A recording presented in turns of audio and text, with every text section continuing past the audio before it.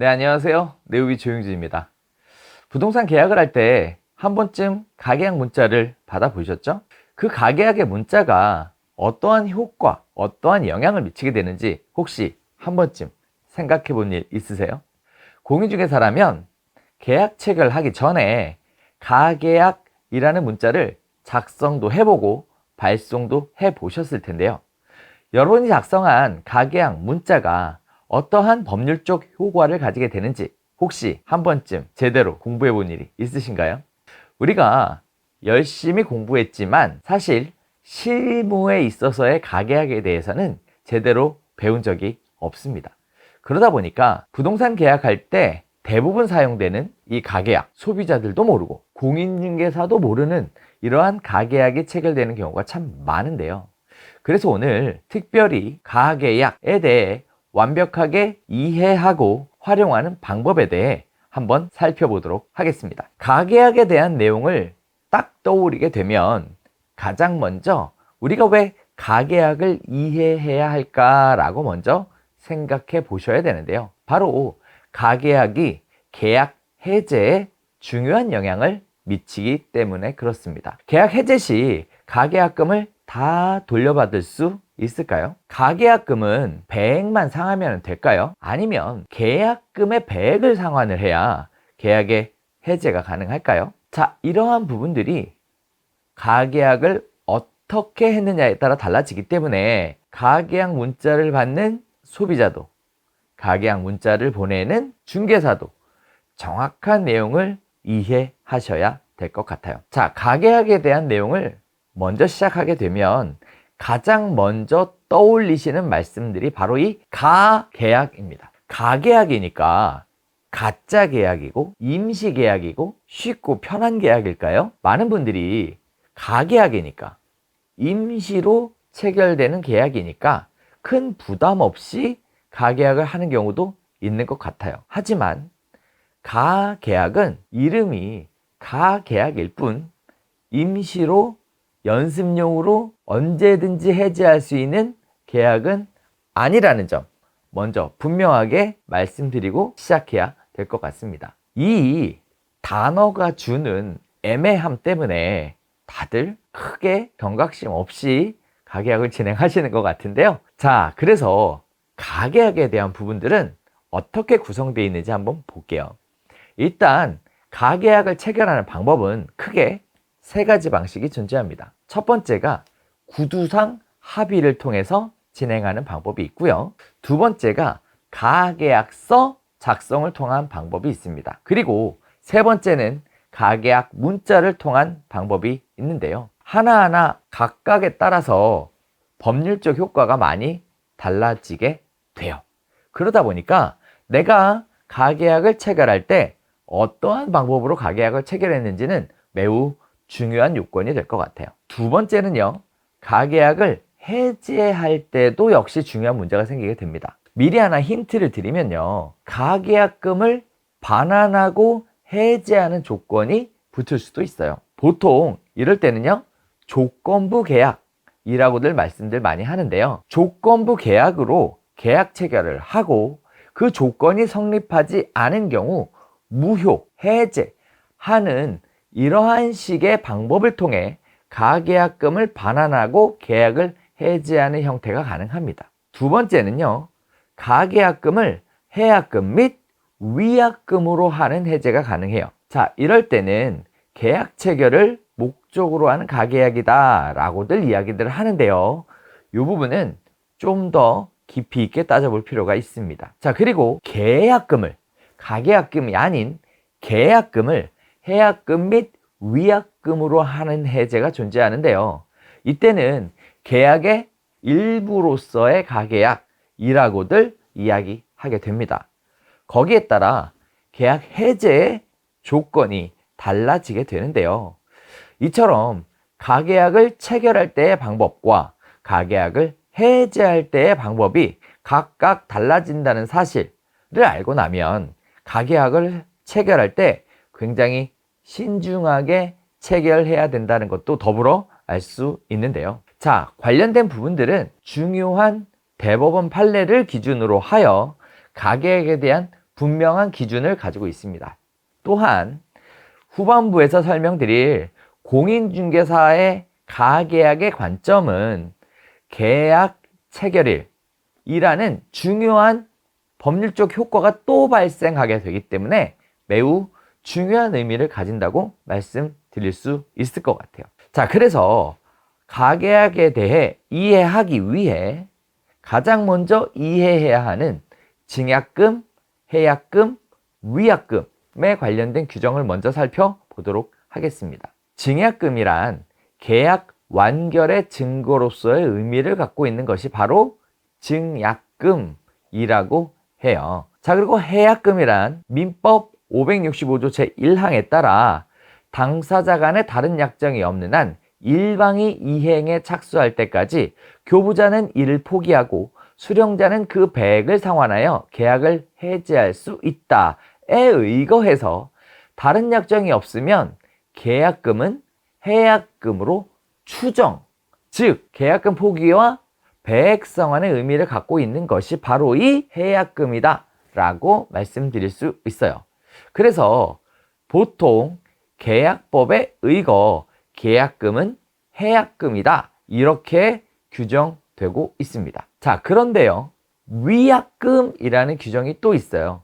이때는 특약이 있는 경우 손해배상 예정으로 추정되는 금액을 바로 이 위약금이라고 하게 되는데요. 자, 이처럼 계약을 할 때 지급한 금액이 증약금인지 해약금인지 위약금인지에 따라 그 효과가 달라진다고 볼 수 있을 것 같아요. 자, 이 얘기는 대법원 판례를 설명하면서 다시 한번 구체적으로 등장하게 되니까요. 일단 기본적인 개념만 알고 그리고 나서 결론을 설명할 때 다시 한번 말씀드리도록 할 테니까 끝까지 한번 따라와 보시면 좋겠습니다. 자, 일단요, 가계약에 대한 대법원 판례는 어떻게 설명하고 있는지에 대해 한번 살펴볼 필요가 있습니다. 가계약서 작성 당시 목적물과 대금 등이 측정되고 중도금 지급 방법에 대한 합의가 있었다면 그 가계약서에 잔금 시기가 기재되지 않았고 후에 정식 계약서가 작성되지 않았다 하더라도 계약은 성립한다라는 대법원 판례가 있습니다. 여기에서 중요한 결정이 하나 나오게 되는데요. 바로 계약을 유효하게 성립시키는 중요 부분에 대해서 등장하게 됩니다. 즉, 계약이 유효하려면 세 가지 부분의 구체적인 내용이 있어야 한다라는 얘기인데요. 첫 번째가 목적물, 두 번째가 대금, 그리고 세 번째가 대금의 지급 방법입니다. 이 세 가지는 반드시 계약에 등장해야 돼요. 따라서 가계약서를 작성할 때도 목적물, 대금, 대금 지급 방법 이 세 가지가 분명하게 명시가 되어 있을 때에 가계약이 유효하게 성립될 수 있다라는 점 먼저 기억해 두셔야 합니다. 자, 이 부분을 싹 응용하면 이렇게 돼요. 가계약을 일부러 무효로 만들고 싶을 때는 저 세 가지 중에 하나가 빠지게 되면 가계약은 유효하게 성립되지 않을 수도 있다라는 사실이에요. 따라서 어떠한 관점에서 가계약을 바라볼 거냐에 따라 가계약을 유효하게 할 수도 있고 가계약을 무효하게 할 수도 있다라는 사실, 이 부분 먼저 이해하셔야 될 것 같습니다. 자, 그렇다 보니 이런 일들이 발생하게 되죠. 자, 아까 처음에 말씀드렸던 사람들이 구두로 말로 주고받은 내양 자체는 가계약으로서 성립을 하겠느냐라는 부분인데요. 일단 민법에 의해 우리가 당사자 간의 의견이 합치가 되면 구두상 계약도 계약으로 인정받을 수는 있어요. 그런데 문제는 뭐냐면 인정을 받았다 하더라도 누군가가 나 그런 얘기를 들은 적이 없어 라고 얘기하면 증빙이 가능해야죠. 즉 증명이 가능해야 합니다. 그렇다 보니까 민법의 규정에 의해 우리가 흔히 얘기하는 구두상 계약도 계약이냐? 라는 질문에 구두상 계약도 계약이에요. 하지만 중개 실무의 관점으로 들어와 보면 증명될 수 없는 구두상 계약은 사실상 유효하게 성립된 계약이라고 보기 어렵습니다. 그래서 계약서 작성 또는 가계약서 작성 같은 증빙을 만들기 위해 진행하는 내용들이 있죠. 따라서 계약서나 가계약서는 바로 이 증빙으로서의 효과가 있다라고 말씀드릴 수 있을 것 같아요. 자, 만일 이렇게 체결한 가계약을 해지하고 싶다면 과연 누구의 지장이 맞을까요? 많은 부분들이 여기에서 다양한 문제들이 발생을 하죠. 임대인 입장에서는 이렇게 얘기할 거예요. 가계약금은 돌려줄 수 없어 라고 얘기할 겁니다. 왜냐하면 구두사 계약도 계약이니까 환불할 수 없어 라고 얘기할 거예요. 그리고 또 가계약서를 작성했으므로 환불할 수 없어 라고 얘기할 겁니다. 그래서 어떻게 해서든 가계약금을 돌려주지 않고 반환하지 않고 몰수하기 위한 그러한 생각을 떠올리게 될 거예요. 하지만 임차인 입장에서는 가계약은 그냥 임시계약이니까 이 계약이 성립하지 않으면 돌려줘야 되는 계약이잖아. 가계약금 돌려줘 라고 얘기하겠죠. 또한 구두상 계약이었잖아. 나 이렇게 너랑 얘기한 적 없어. 그러니까 무효야. 무효니까 돌려줘 라고 얘기할 수 있겠죠. 또한 본계약서를 작성하지 않았으니까 무효야. 가계약은 그냥 가계약일 뿐 본계약서를 작성하지 않았으니까 무효야. 이렇게 얘기할 수 있어요. 어떻게 해서든 가계약금을 돌려받기 위한 그러한 주장을 하게 될 겁니다. 자, 우리는 이 중간에 끼어 있죠. 임대인 입장에서 돌려주지 않으려고 하는 임대인, 임차인 입장에서는 가계약금을 돌려받고 싶은 임차인 사이에 중간에 끼어 있는 게 바로 이 공인중개사일 텐데요. 그렇다면 이 공인중개사 입장에서는 어떻게 해야 할까요? 우리가 처음에 가계약을 어떻게 체결하느냐에 따라 이 양 당사자 간의 이해관계를 명확히 정리해 줄 수 있는데요. 자, 그래서 본격적으로 가계약이 효력과 관련된 부분에 있어서 가계약을 어떻게 해야 되는지에 대해 한번 살펴보려고 합니다. 가계약서를 작성하지 않잖아요? 그러면 아까 말씀드렸던 것처럼 구두상 계약도 계약이에요. 다만 세입자가 나는 이렇게 계약한 적이 없다 라고 주장한다면 가계약금을 반환해 줘야 되죠. 따라서 구두상 계약이 유효한 계약으로서 효력을 발휘하기 위해서는 반드시 녹취록 수준의 증빙서류가 필요합니다. 또한 계약에서 중요한 부분이 확정되어 있지 않다면 계약은 무효죠.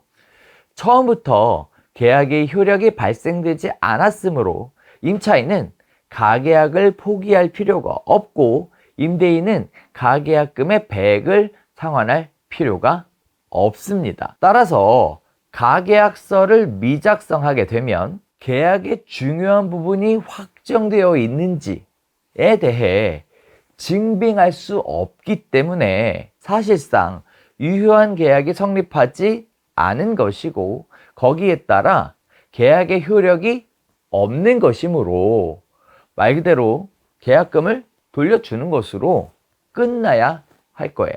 하지만 가계약서를 작성하게 되면 계약의 중요 부분이 확정되어 있는 가계약일 경우에 이 가계약서로 증빙이 가능하다면 계약은 유효하게 됩니다. 하지만 해약금과 위약금에 대한 내용은 조금 더 따져봐야 될 문제예요. 여기서 또 하나 힌트를 드리면 가계약을 했지만 중개사가 보관하고 있는 가계약금은 가계약으로서의 효력이 없다라는 사실도 기억해 두시면 좋을 것 같아요. 예전에 제가 중개업을 처음 시작할 때만 해도 사실 계좌이체가 용이하지 않았어요. 그러다 보니까 공인중개사가 가계약금을 대신해서 보관하는 일들이 종종 있어 왔는데요. 지금은 계좌이체가 그렇게 어렵지 않죠. 따라서 공인중개사가 보관하고 있는 가계약금은 효력이 없다라는 사실, 이 부분 역시 기억해 둘만 할 것 같아요. 또 하나는요, 요즘에는 가계약서라는 것도 사실 작성을 하진 않아요. 여러분이 이해하실 때 가계약서를 가계약 문자라고 이해하시는 게 조금 더 편리할 것 같은데요. 이유는 뭐냐면 예전에는 문자 메시지를 보내는 방식이 아시다시피 단문으로만 보낼 수 있었어요. 그러다 보니까 가계약을 하기 위해 불가피하게 가계약서를 이용하는 방식을 활용할 수밖에 없었거든요. 그런데 요즘에는 문자 메시지를 이용해서 얼마든지 가계약서를 작성할 수 있거든요. 그래서 실무적으로 가계약서라는 별도의 양식을 만들어서 사용하는 일은 사실상 거의 없다라고 말씀드릴 수 있을 것 같아요. 그러다 보니까 요즘에 진행하는 가계약은 대부분 다 문자로 진행한다라는 사실 알고 계셔야 되겠죠? 자, 이 문자에는 어떠한 내용이 포함되어 있어야 하죠? 바로 계약에 대한 중요 부분 3가지가 포함되어 있어야 한다라는 점, 그리고 문자로 보내기 때문에 증빙이 가능하다라는 점, 이 점은 논란의 여지가 없을 것 같아요. 자, 그러면 가계약을 체결할 때 바로 그 가계약금은 도대체 어떠한 의미를 가지게 되는 걸까요? 자, 대법원에 이런 식의 판례가 나와 있는 게 있습니다. 내용이 조금 어려울 수 있지만 한 번쯤 들어보시는 것도 좋을 것 같아요. 계약금 일부만 지급된 경우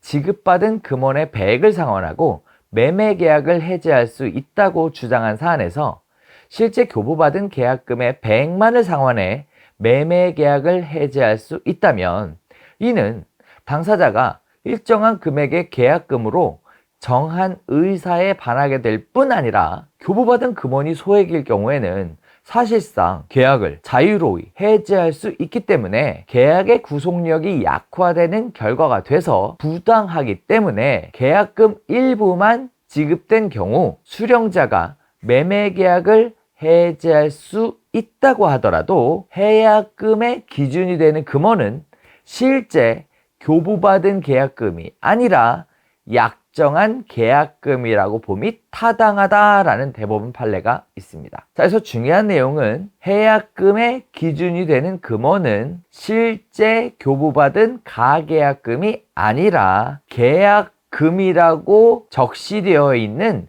약정 계약금이라고 봄이 타당하다라고 이해하시면 될 것 같아요.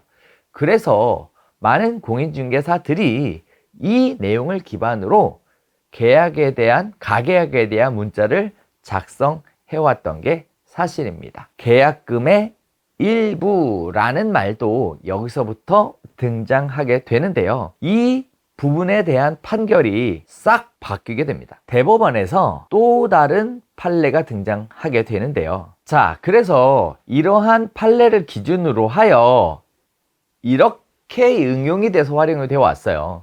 매매 대금이 10억이고 계약금이 1억이라고 하고 1차 계약금, 즉 계약금 중 일부 500만 원을 지급한 상황에서 계약 해제를 통보한다면 매도인은 지급받은 500만 원의 배액인 1000만 원을 지급하고 계약 해제를 할 수 없고 계약금 1억과 지급받은 500만 원을 지급해야 계약 해제가 가능하다라고 이해하고 거기에 따라 가계약 문자에 계약금 중 일부라는 표현으로 가계약을 많이들 체결을 하게 됩니다. 이렇게 하다 보니까 가계약을 했다 하더라도 계약을 깨는 것이 엄청 어려워지겠죠. 왜?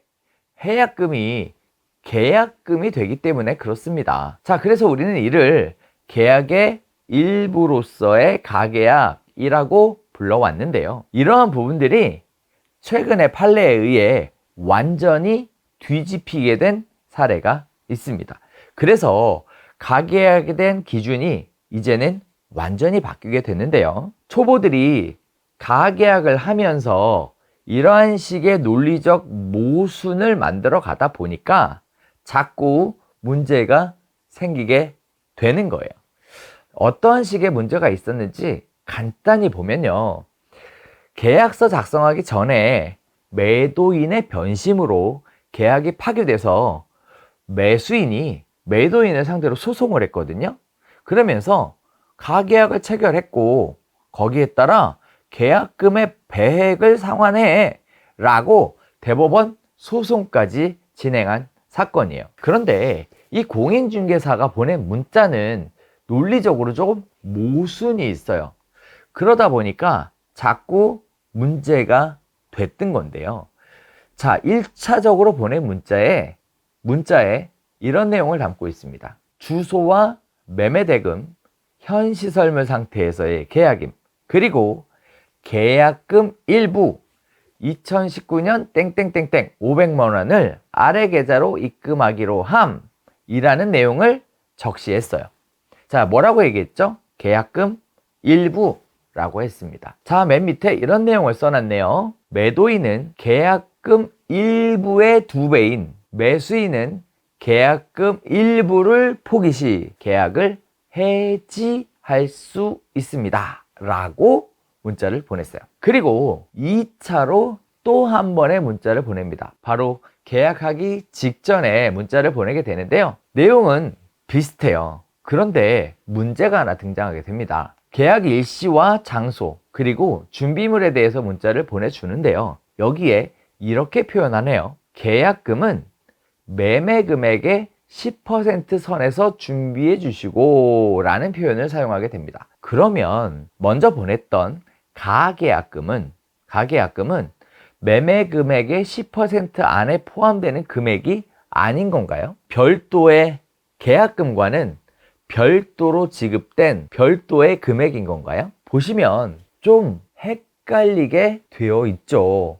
차라리 금액을 명확하게 명시를 했다면 훨씬 더 좋았을 법도 했는데요. 이러한 부분들이 명확하지 않다 보니까 역시 또 문제의 혼선이 생겼던 것 같아요. 자, 계약금의 일부라고 명시해서 송금했다면 계약 해지의 기준이 계약금의 일부인지 또는 계약금 자체인지, 계약 체결 시 계약금 10%를 지급한다면 먼저 지급한 가계약금은 도대체 어떻게 처리돼야 되는 건지, 이에 따라서 올바른 해지의 기준은 무엇인지 명확하게 살펴볼 필요가 있을 것 같아요. 자, 이 부분이 결국 소송으로 연결되게 됩니다.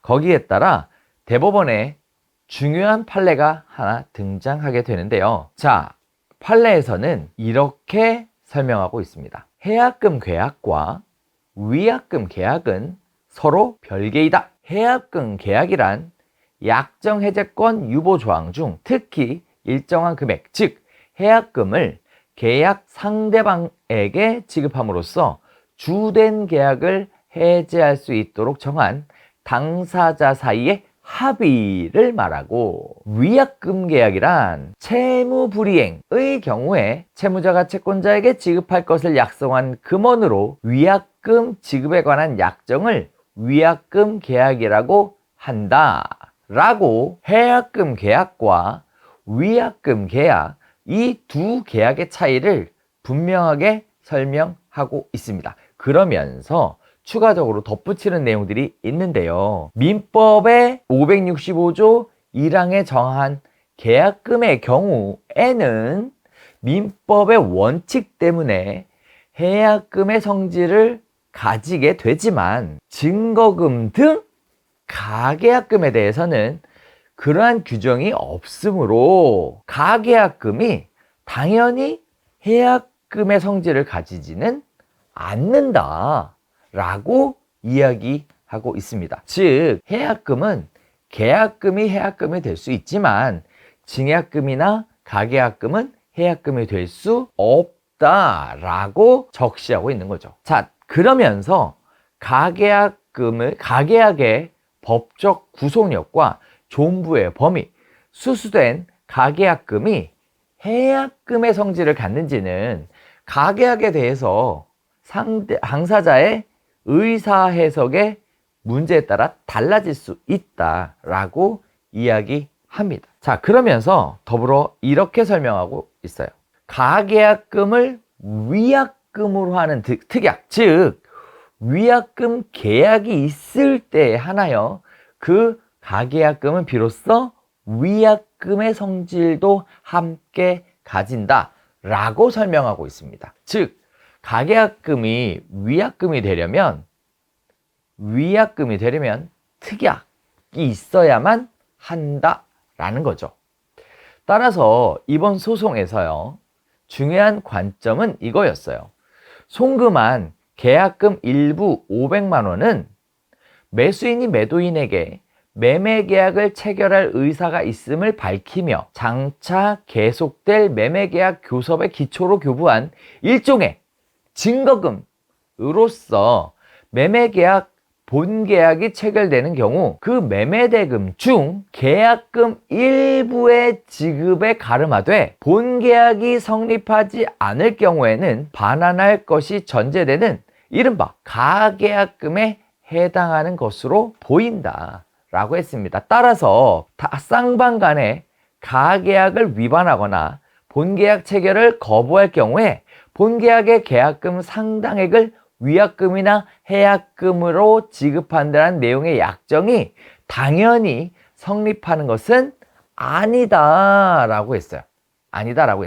기존의 판례와 약간의 입장 차이를 달리 하고 있습니다. 다만 원고와 피고는 공인중개사로부터 각 이 사건 아파트에 대한 매매계약 체결 의무를 이행하지 아니하는 경우 매도인은 가계약금의 2배, 매수인은 가계약금 포기 시 계약을 해지할 수 있다라는 내용의 문자 메시지를 받고 이에 이의 없이 가계약금을 수수한 사실은 앞서 본 바와 같이 위 인정 사실에 의하면 당사자 사이에 가계약금을 해약금으로 한다는 점에서는 의사의 합치가 있었다고 봄이 상당하다라고 합니다.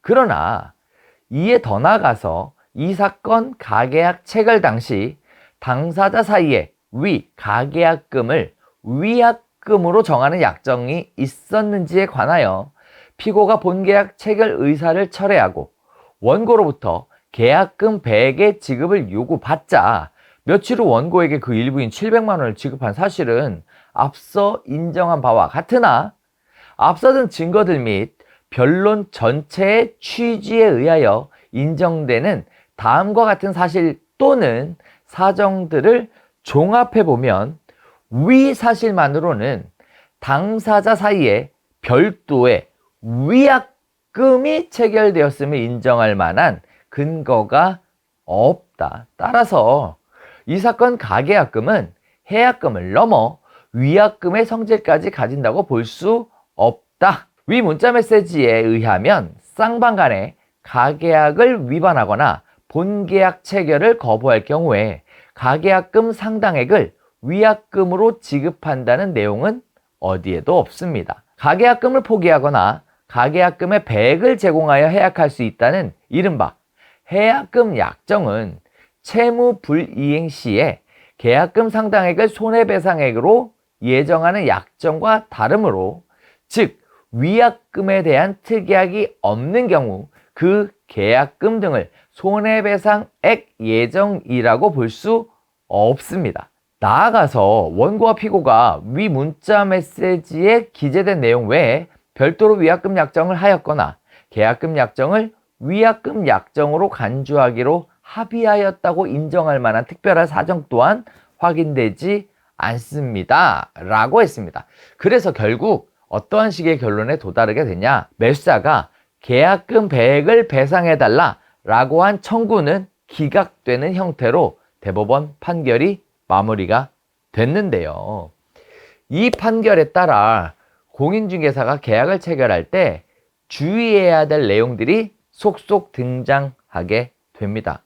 바로 계약 해제에 대한 규정을 어떻게 어떻게 명확하게 할 것이냐라는 부분인데, 이 계약 해지 시 해약금에 대한 규정과 위약금에 대한 규정 모두가 언급되어 있어야만 한다라는 것을 이 판례를 통해 확인할 수 있었습니다. 자, 따라서 정리된 내용, 확고하게 정리된 내용 중에 하나는 가계약의 문자를 보낼 때는, 작성을 할 때는 기본적으로 이러한 내용을 포함해야 한다라고 정의할 수 있는데요. 부동산 계약을 할 때 그래서 가장 많이 이용되게 되는 가계약금에 꼭 들어가야 되는 기본 특약에 대해 정리해보면 이렇게 말씀드릴 수 있을 것 같아요.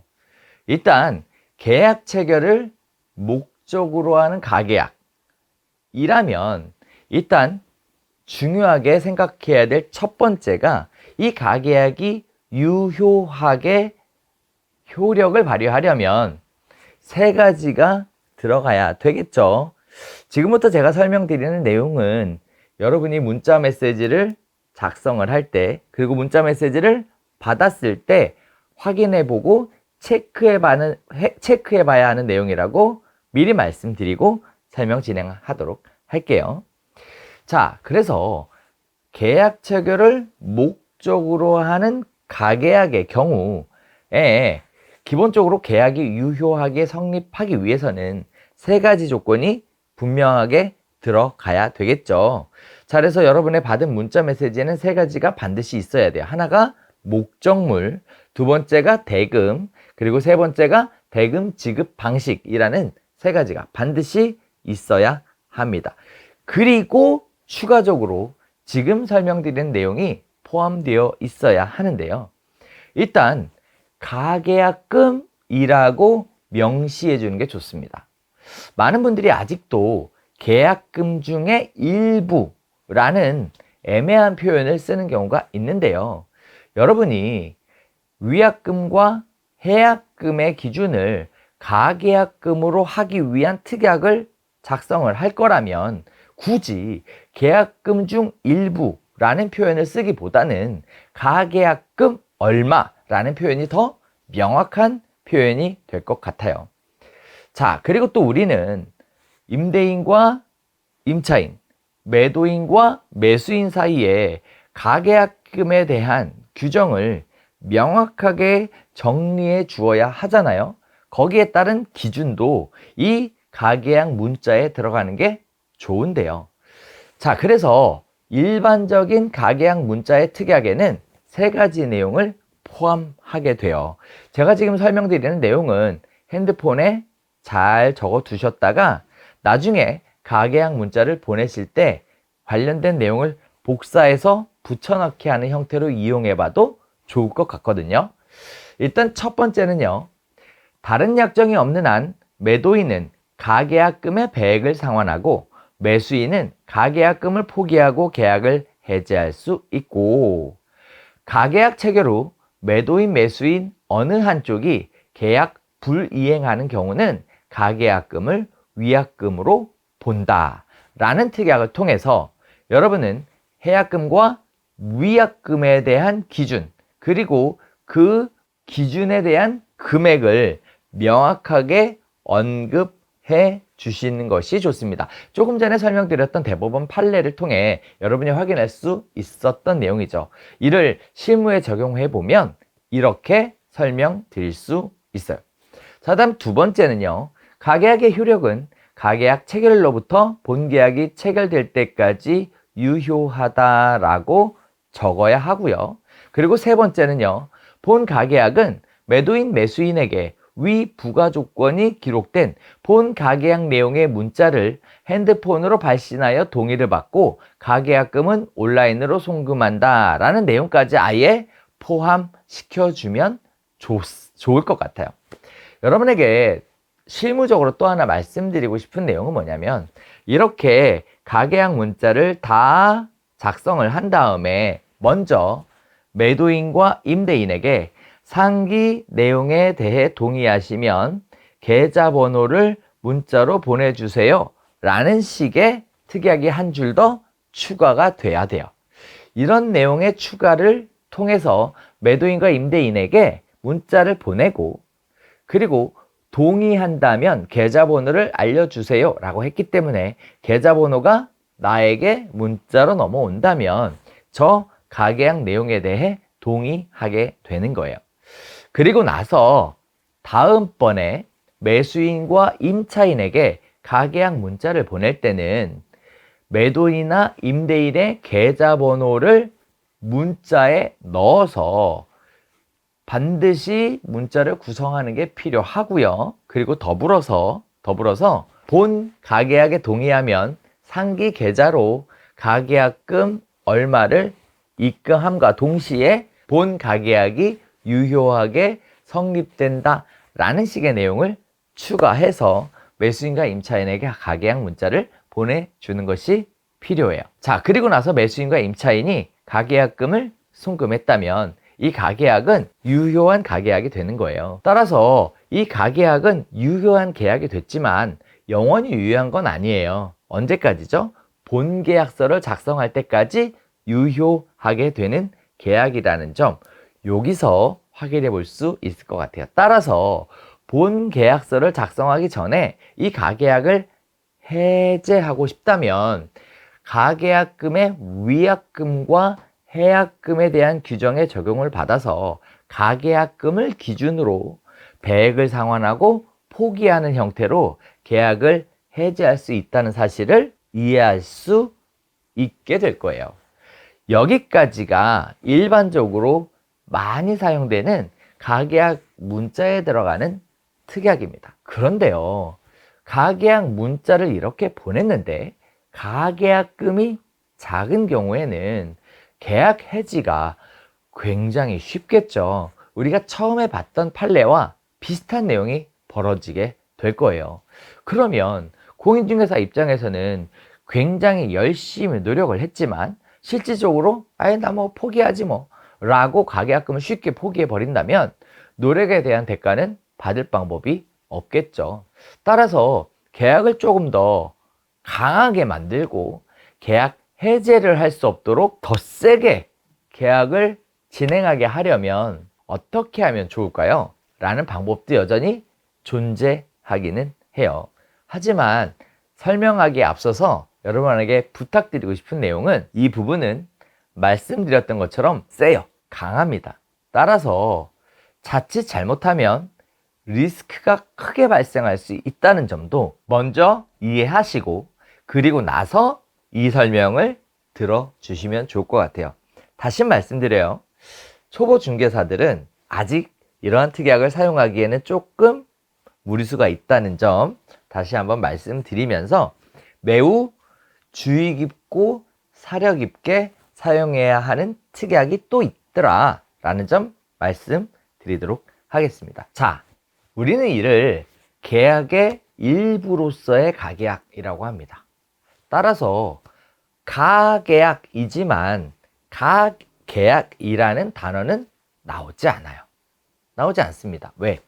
계약이 유효하게 성립된 것이고 계약금 중 일부가 지급된 것이기 때문에 계약의 일부로서의 가계약으로서 가계약이라는 표현 대신 계약금 중 일부 또는 계약금 일부라는 명시를 통해서 활용해 볼 수 있습니다. 이때는 정해진 특약 3가지도 바뀌게 되는데요. 해약금과 위약금에 대한 규정을 가계약이 아닌 계약금의 계약금의 기준으로 해약금과 위약금을 정해야 하기 때문에 관련된 특약도 당연히 바뀌게 됩니다. 어떻게 바뀌냐? 다른 약정이 없는 한 매도인은 계약금의 배액을 상환하고 매수인은 계약금을 포기하고 계약을 해지할 수 있고, 계약 체결 후 매도인 매수인 어느 한쪽이 계약 불이행하는 경우는 계약금을 위약금으로 본다 라고 할 수 있습니다. 계약의 효력은 계약 체결일로부터 계약서 작성일까지 유효하다라고 명시하고요. 본계약은 매도인 매수인에게 위 부가 조건이 기록된 본 계약 내용의 문자를 핸드폰으로 발신하여 동의를 받고 계약금은 온라인으로 송금한다 라고 바꿔주는 것이 필요합니다. 우리가 가계약금에 관련된 강의를 처음 시작할 때 말씀드렸던 것 중에 하나죠. 가자가 있고 없고에 따라서 계약 해제에 대한 차이가 극명하게 달라진다는 사실을 여러분은 이 강의를 통해서 확인할 수 있으셨을 거예요. 그런데 계약 해제를 못하는 건 좋은데 계약 해제를 못해서 발생하는 책임의 문제는 너무 커지기 때문에 굉장히 주의 깊게 사용해야 하겠죠. 따라서 계약 해지를 어렵게 함으로써 계약의 완성까지 진행하는 것이 용이하지만 계약이 해지되는 경우에는 분쟁 발생 및 엄청난 리스크를 부담하게 된다는 사실을 알고 이용하셨으면 좋겠습니다. 자, 이처럼 가계약을 체결을 했는데요. 가계약을 체결하고 나면 그것으로 끝이냐? 그렇지 않아요. 가계약이 영향을 미치는 법률적인 다양한 곳에 미치는 영향이 또 있어요. 오늘 설명드릴 두 번째 내용은 바로 이 가계약에 영향을 미치는 또 다른 이야기입니다. 바로 실거래가 신고 및 거래계약 체결일과 관련된 부분들인데요. 이 부분이 지금 실무적으로 굉장히 문제가 좀 되고 있어요. 그래서 오늘 그 내용을 좀 명확하게 알려드리고자 하거든요. 자, 일단 부동산 거래 신고법을 보면 이런 식의 내용이 나와요. 부동산 거래 신고법 제3조 3항에 따라 개업 공인중개사가 거래계약서를 작성 교부한 경우에는 당해 개업 공인중개사가 거래계약의 체결일 이하 계약 체결일로부터 30일 이내에 거래 신고를 하여야 함이라고 등장하게 됩니다. 자, 여기서 중요한 건 거래 계약 체결일이 언제냐라는 거예요. 거래 계약 체결일이 언제냐? 자, 이를 위해서 시행규칙 별지 1호를 개정했는데요.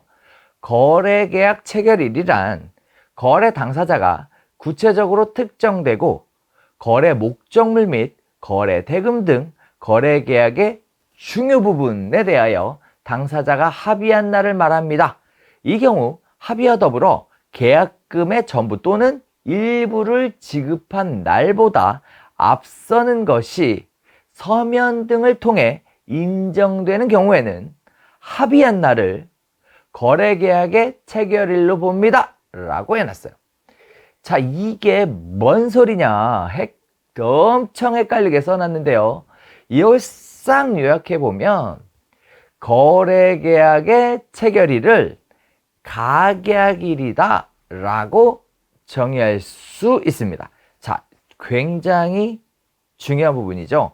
거래계약의 체결일, 즉 계약 체결일은 언제다? 가계약일이다 라는 겁니다. 따라서 처음에 설명드렸던 것처럼 거래계약 체결일로부터 30일 이내에 거래 신고를 하여야 한다 라는 내용은 문구를 바꾸면 가계약을 진행하고 계약을 체결했다면 가계약일로부터 30일 이내에 거래 신고를 하여야 한다 라고 이해할 수 있겠습니다. 자, 그런데요, 이 부분이 공인중개사법하고도 약간 좀 어그러지는 부분이 있어요. 공인중개사법에는 26조에 이렇게 얘기하고 있어요.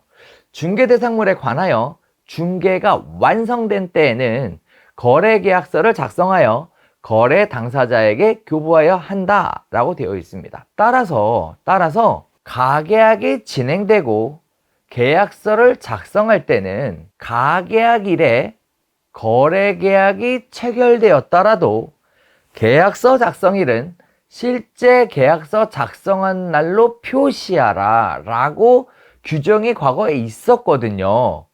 그러다 보니까 어떠한 식의 내용이 달라지냐면 계약서 작성일은 거래계약의 체결일이 아니다 라는 조건이 성립하게 돼요. 계약 체결일이 계약서 작성일이 아니다 라는 조건이 성립되게 됩니다. 자, 그러다 보니까 엄청 헷갈리는 일들이 자꾸 발생하게 되는데요. 그래서 제가 오늘 이 부분을 명확하고 깔끔하게 한번 정리해 보려고 합니다. 예를 들어 가계약일이 10월 1일이에요. 그리고 계약서 작성일이 10월 10일입니다. 그렇다면 첫 번째 실거래가 신고는 가계약일, 계약 체결일 10월 1일부터 30일 이내에 신고되어야 한다는 사실을 잊지 않으셨으면 해요. 매우 중요한 부분이죠. 자, 여담으로 잠깐 말씀드리면 임대차 신고 역시 가계약일로부터 30일 이내라는 점, 이것도 알아두시면 좋을 것 같아요. 두 번째죠. 계약서 작성일은 10월 10일이에요. 그런데 계약서를 작성할 때 가계약을 체결하고 계약서를 작성했으니까 무언가 표시가 있어 줘야 되지 않을까요? 이 부분에 관련돼서 이렇게 할 수 있어요. 가계약에 의한 계약일 경우에는 계약서 특약에 계약 체결일이 10월 1일임을 기재할 수 있어요. 그래서 예를 들면 본건 실제 거래 계약이 체결된 날은 당사자 간 계약의 중요 부분에 대한 합의와 더불어 계약금의 일부가 지급된 몇 년 몇 월 며칠이다, 또는 가계약금 얼마가 지급된 몇 년 몇 월 며칠이다 라고 해줄 필요가 있어요. 자, 이렇게 함으로써 여러분은 어떤 부분에서 자유로워질 수 있냐면, 요즘에 이 부분들 때문에 여러분이 계약서를 작성할 때 작성되는 계약금이 가계약금을 포함한 금액이잖아요. 그런데 가계약금은 이미 지급이 됐고 나머지 계약금을 송금함으로써 계약서를 작성하게 되는데요. 그렇다면 송금한 금액과 계약서에 작성한 계약금이 일치하지 않는다는 문제가 생기게 돼요. 이러한 부분들 때문에 지금 자꾸 매매 계약만 하면 계약 체결을 한 계약 대금의 지급에 대해 소명하라라는 내용이 계속 날라오게 되는 거거든요. 따라서 이 소명에 대한 부분을 원활하게 하려면 실거래가 신고를 할 때부터 이 부분이 명확하게 신고가 된다면 훨씬 더 소명에 대한 부담은 줄어들게 될 것 같아요. 그래서 결론적으로 얘기하면 계약서 작성할 때는 설명드렸던 내용의 특약을 넣고요. 실거래가 신고를 작성할 때는 이와 같은 방법을 진행하면 좋은데요. 계약서를 작성하면서 기재한 계약금 얼마 가로 열고 가계약금을 포함한 금액을 계약금으로 기재하는 게 좋습니다. 자, 다시 얘기할게요. 실거래가 신고할 때는 계약금 전체를 넣고 거기에 가계약금을 포함한 금액이다 라고 명시해 주는 게 좋다는 거죠. 그리고 11번의 계약의 조건 및 참고사항란에 대금 지급 내역과 일치하도록 만드는 구체적인 경위를 표시해 주는 게 바람직한데요. 예를 들어 몇 년 몇 월 며칠 가계약금 얼마, 그리고 몇 년 몇 월 며칠 가계약금 얼마를 제외한 나머지 계약금 얼마 지급과 같은 표현을 함으로써 가계약금과 나머지 계약금이 분리돼서 지급되고 계약서는 계약금이라는 한 칸만 작성되게 되는 이 불일치에 대한 문제를 해결할 수 있는 유일한 방법이라는 점, 이렇게 설명드리도록 하겠습니다. 자, 다시 한번 정리하면요.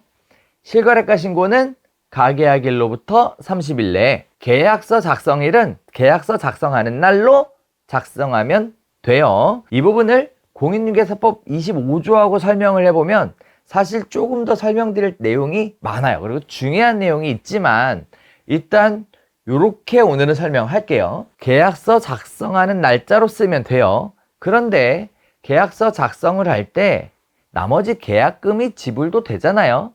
그 부분을 명확하게 해주기 위해서 가계약을 하고 계약서 작성하는 경우에는 특약을 적어 넣어주는데 언제 가계약금이 얼마가 지급되었다라는 사실을 특약에 넣어주자는 거예요. 그리고 두 번째, 실거래가 신고를 할 때는 실거래가 신고서 양식을 작성하면서 계약금을 하나밖에 못 넣게 되죠.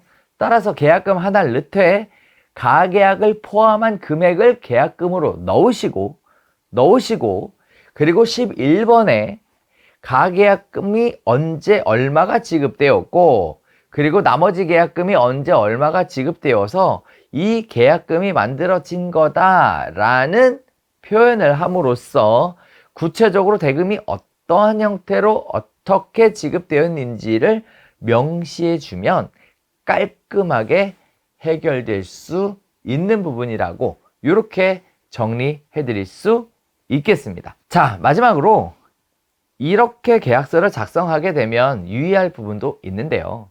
원칙적으로 계약 체결일이 10월 1일이었고 계약서 작성일이 10월 10일이 이렇게 다르다는 것은 사실 등기관이 소유권 이전을 할 때 등기 거부 사유에 해당하지는 않아야 하지만 몇몇 등기소에서 등기 원인 불일치를 이유로 거부하는 경우가 있다고 하니까 이런 경우에는 경험 있는 법무사를 통해서 다시 한번 소유권 이전 등기 신청하시는 것을 추천드리도록 하겠습니다. 자, 오늘 가계약에 대한 내용을 쭉 살펴봤는데요.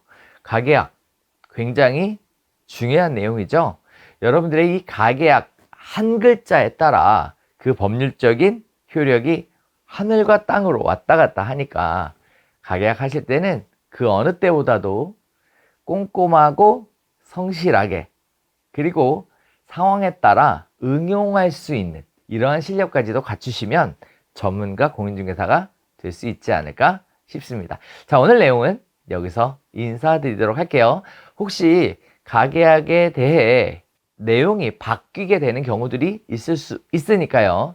그런 부분이 있다면 댓글로 남겨주시면 앞으로 바뀌는 가계약에 대한 부분 역시도 같이 한번 참고해보면 좋을 것 같습니다. 자, 오늘은 여기서 인사드리도록 할게요. 감사합니다.